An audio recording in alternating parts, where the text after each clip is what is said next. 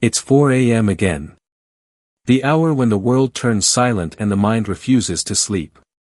When the body is still, but the soul begins to stir, whispering in the dark, asking questions you've avoided all day.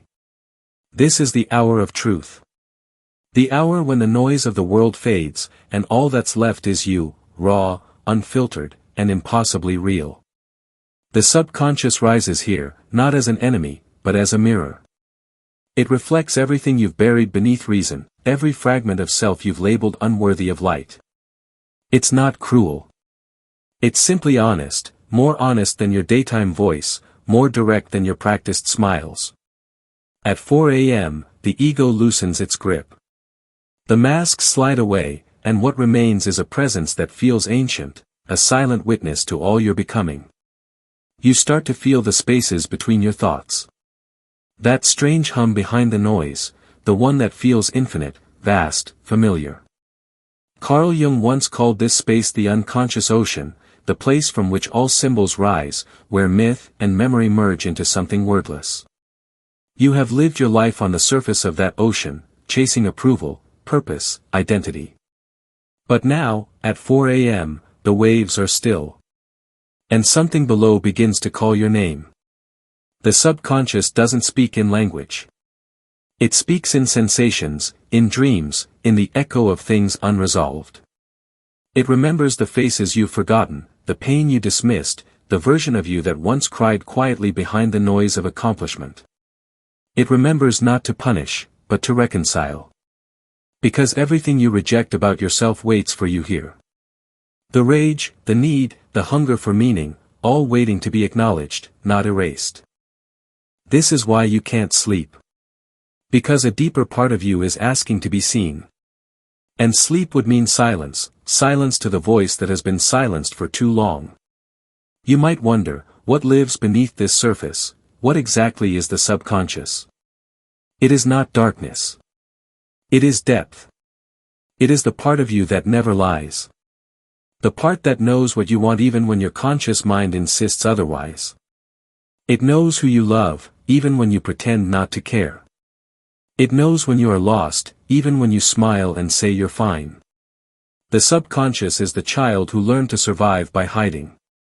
And the adult you became, the disciplined, logical, presentable self, is built on that child's silence. But here, at 4 a.m., the child begins to speak again. And you can feel it, that quiet ache behind your ribs. It's not sadness. It's recognition. It's the realization that you've been living as only half of yourself, the half that's acceptable, efficient, loved by the world but distant from your own soul. There is a strange beauty in this awareness, a terrifying kind of peace. You start to realize that awakening isn't found in light, but in shadow. That peace doesn't come from control, but from surrender.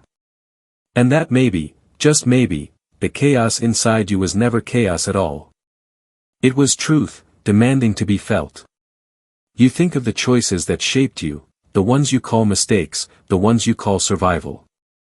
You start to see that each one was a conversation between your conscious and unconscious selves, a negotiation between who you thought you had to be and who you truly are.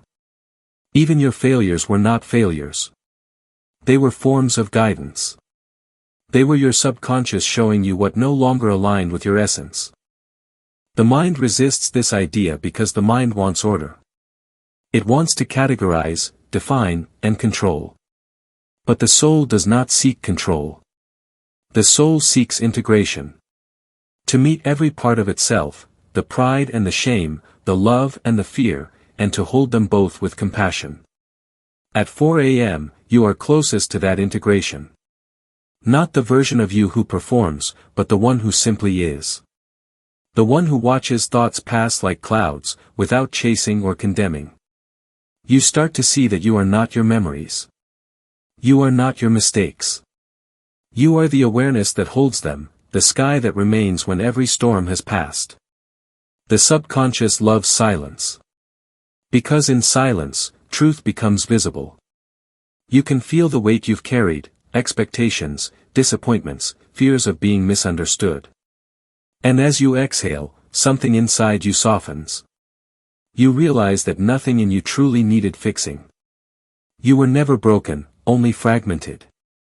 And now, as you listen to your own stillness, those fragments begin to recognize each other again. The clock has not moved much since you last checked. The hour remains the same, an eternal 4 a.m. Time feels suspended, as if even the universe has paused to let you listen. You are in that fragile space between dreaming and waking, where the subconscious no longer hides and the conscious has yet to resume its performance. It is here, in this invisible hour, that transformation quietly begins. The subconscious is patient, infinitely patient. It doesn't force awareness, it waits for stillness. And now that the world is asleep, it can finally show you what it's been holding all along. It doesn't use words, only symbols, fleeting visions, echoes, sensations that rise and fall like distant tides. You might remember a hallway from your childhood, a scent that hasn't existed for years, a sound of laughter you can't place. These are not memories at random. They are fragments of identity, pieces of your inner architecture resurfacing so you can remember who built them. You see, the subconscious is not separate from you. It is you, the original blueprint, the silent witness that has watched every version of yourself being created and destroyed. Every defense you built, every lie you told to survive, every wall you constructed to appear strong, the subconscious was there, recording it all. Not to judge, but to preserve truth. Because one day, truth always returns. And tonight, in this sacred stillness, it returns as a whisper from within. You start to notice that not every thought belongs to you. Some of them are inherited, echoes from parents, teachers, ancestors. Voices that told you what to be, what not to be, what to fear, and what to desire. And for years, you believed them. Because when you were young, survival depended on belief. But now, at 4 a.m., you start to question, whose voice is this? Whose fear am I carrying? The moment you ask, the voice fades. The silence that follows is not empty, it's liberation. Carl Jung once wrote that we don't become enlightened by imagining figures of light, but by making the darkness conscious. And this is that process. It's not poetic when it happens, it's uncomfortable. Because facing your subconscious means dismantling your identity. The stories you tell yourself about who you are begin to dissolve. You start to see that you are not the name, not the role, not even the personality. Those are costumes. Necessary, yes, but temporary. The true self, the one that lives beneath the noise, doesn't need to prove or perform. It simply is. It observes, loves, and allows. And yet, to reach that level of being, you must first walk through the shadows, the fears, the attachments, the illusions of control. This is why so many avoid silence. Because silence is not empty. It's filled with everything you've refused to feel. You might notice the mind rebelling now, trying to fill the space with distraction, stories, plans, self-critique. That's the ego trying to survive the stillness. It's terrified of being seen for what it is, a mask designed to protect, not to define. But awareness does not destroy the ego, it simply sees through it. You begin to realize that the ego was never your enemy, only a child of fear, built to help you navigate a chaotic world. And for that, you can thank it. You can love it.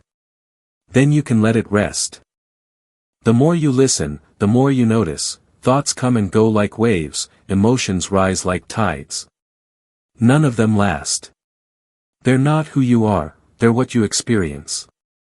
You begin to watch them with gentle detachment, and something miraculous happens, you stop identifying with pain. You stop calling it mine. Pain becomes movement. Fear becomes data.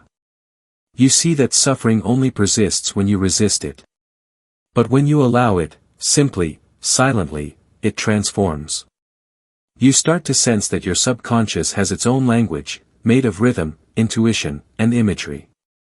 It speaks through coincidence, dreams, and déjà vu. Every time you ignored your intuition and paid for it later, that was the subconscious speaking first. Every time you met someone and felt something deeper than logic could explain, that was it again. It speaks quietly, but never stops.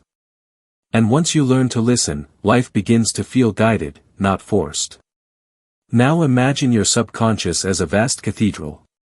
Each emotion a stained glass window, each memory a pillar of stone. You've walked through it many times without looking up, but tonight, you pause. You see light filtering through those colored windows, painting patterns across the floor. Each one tells a story, of a wound that became wisdom, of pain that turned to power. And you realize, this cathedral was never broken. You simply forgot how to see its beauty. In the silence, you feel something shift. A strange calm. You realize you don't need to fix anything. The moment you stop fighting the self begins to heal itself. Awareness alone is medicine. And so, you breathe. You don't chase peace. You allow it.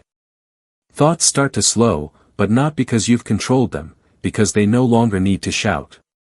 When the subconscious feels heard, it quiets itself. The noise was never random, it was communication. And you, the conscious mind, were simply too distracted to listen. Now that you've remembered how, the relationship begins to change. You stop being at war with your inner world. You start becoming whole. Wholeness doesn't mean perfection. It means integration. It means being the sky, not the weather. To be vast enough to hold light and darkness, joy and grief, love and loss, and to still remain. That is the essence of awakening. That is what the 4 a.m. hour was always trying to show you. You start to feel gratitude, not the forced kind, but a deep, wordless appreciation for simply being aware. The truth is, you were never asleep. You were dreaming of separation. And now, you are waking up. Not into some grand revelation, but into quiet knowing. That everything you sought outside already lives within you. That peace is not an achievement, it's a return. A homecoming. The clock still reads 4 a.m., but something feels different. The silence is no longer heavy. It's sacred. And within it, a thought arises, not from the mind, but from somewhere older, wiser, eternal. You were never lost. You were only becoming. The world outside is still asleep. But something within you is beginning to stir. Not the mind, that will wake later, returning to its lists and labels, but something deeper, quieter, older than thought. It rises like light beneath the skin. It doesn't rush. It doesn't announce itself. It simply is. This is what awakening feels like, not fireworks, not clarity exploding from nowhere, but a gentle recognition that you were never separate from peace. You were simply too entangled in thought to feel it. The 4 a.m. hour doesn't change the world, it changes how you see it. It teaches you that awareness is the only constant, and everything else, every fear, desire, attachment, identity, passes through it like clouds. You are not those clouds. You are the sky. You are the space that holds everything without needing to control anything. Control was never peace. It was only fear wearing discipline's mask. But you needed it once, when life felt uncertain, when chaos seemed unbearable. Control was your way of feeling safe in a world that rarely was. Now, in this stillness, you see the irony, the more you tried to control, the more you drifted from yourself. And the moment you stopped trying, everything began to align. This is the law of the inner world. What you chase, flees. What you allow, stays. What you accept, transforms. The subconscious begins to relax now, like a sea no longer resisting the moon. Its waves move naturally, without turmoil. You can feel it, that sense of wholeness returning, that unexplainable peace that comes when you stop running from your own depths. It doesn't mean the shadows are gone. It means you can finally stand among them without fear. Every emotion you once called too much or too dark now feels sacred. You see that anger is energy seeking voice. That sadness is love with nowhere to go. That loneliness is the soul's invitation to reconnect inwardly.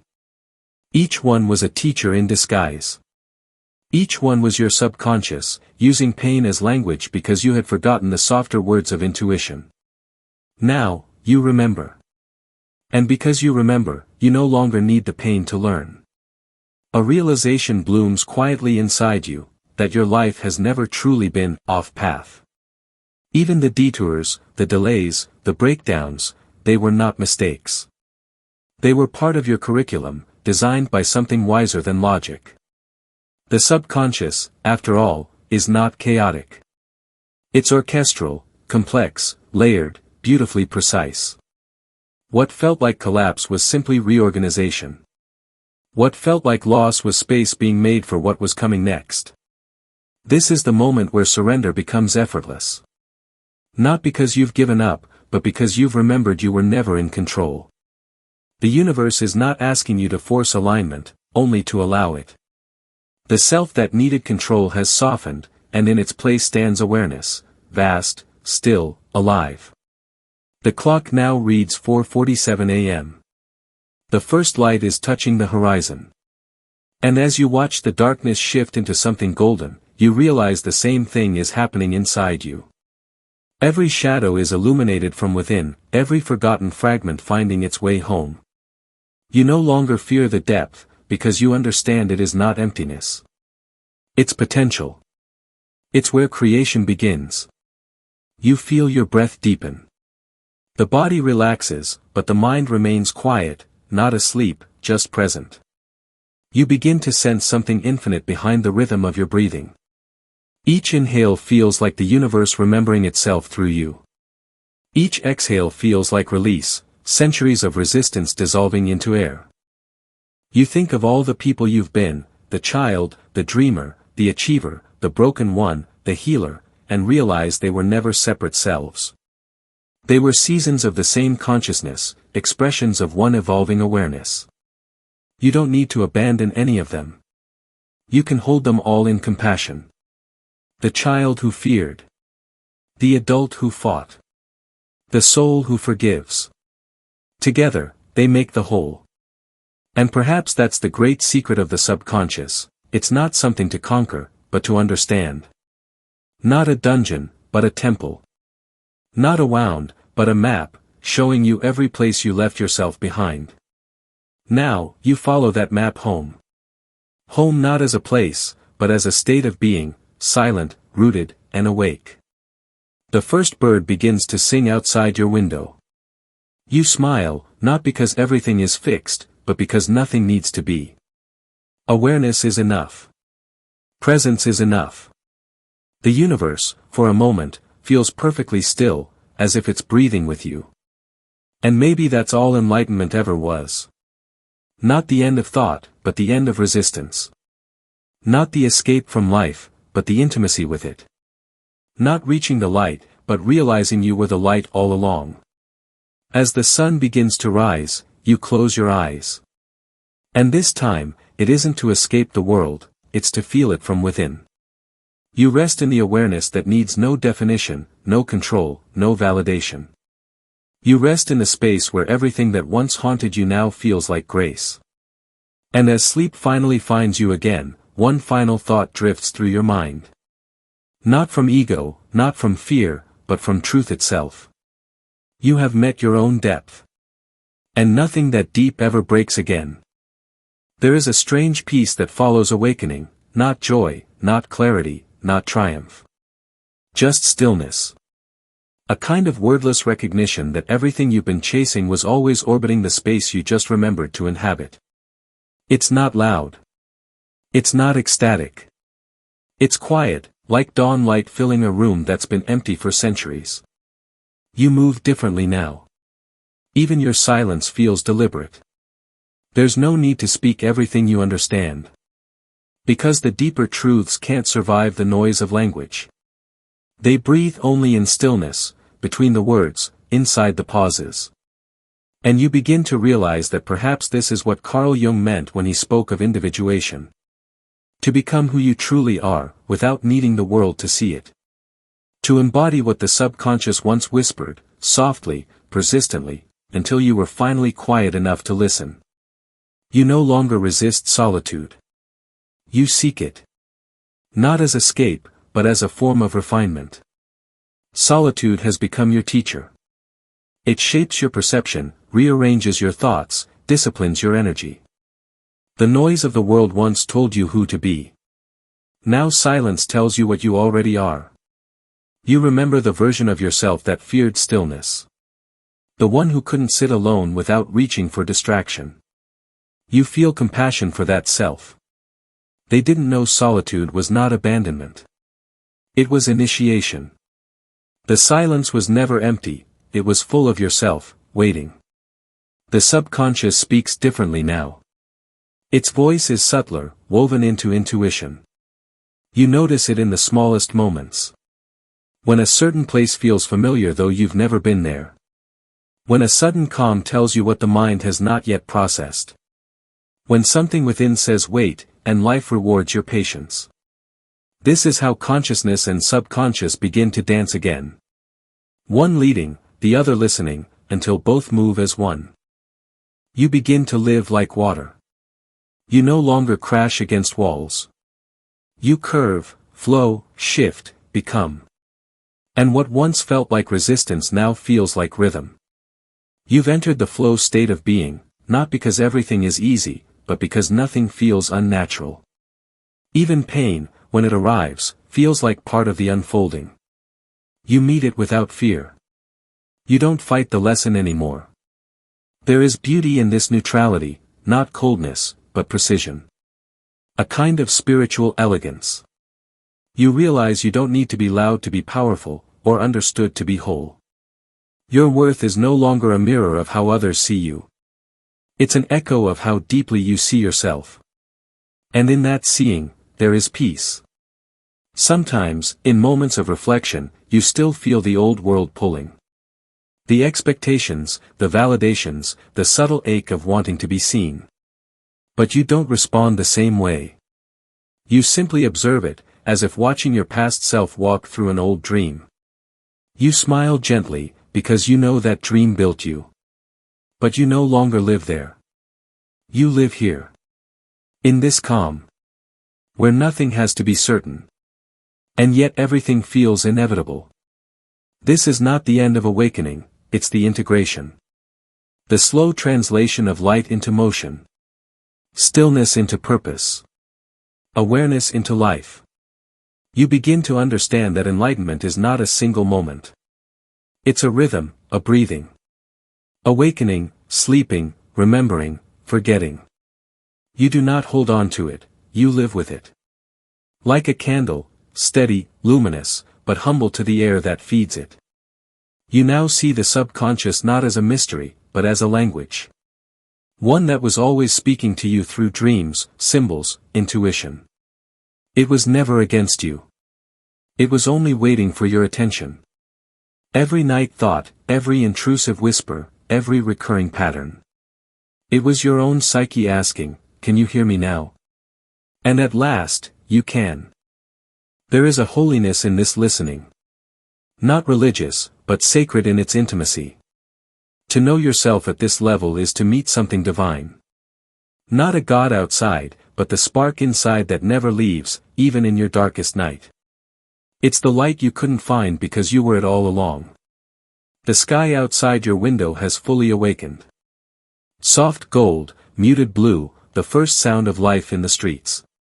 You breathe in the new day, feeling your mind quiet, your body grounded, your heart open. The 4 a.m. thoughts have passed. But their echo remains. Like a scent of rain long after the storm has gone. And in that echo, one truth crystallizes. The journey inward never ends. It just deepens.